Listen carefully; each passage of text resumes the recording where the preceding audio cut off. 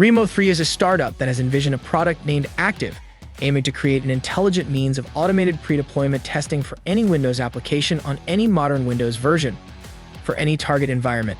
From a conceptual standpoint, the goal was to extend the feature set of the Activ core product. The purpose of this B2B software solution was to offer a way in which organizations could push updates, execute run lists, and validate that everything got installed correctly on Windows-based machines. Putting it simple, Activ is a solution that allows for remote Windows as a service installations.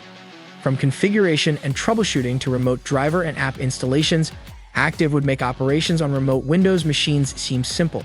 Wow. Technically speaking, the challenge was to collaborate in providing custom software development services for developing over a multi-actor software system composed of an SSR-based web application that consumes a suite of microservices exposing operations over the CD infrastructure.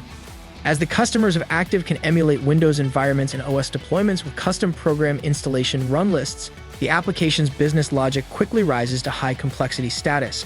As a result, the Activ project has had a lot of bug fixes and feature extensions during our collaboration and is continuing to grow in its deserved market.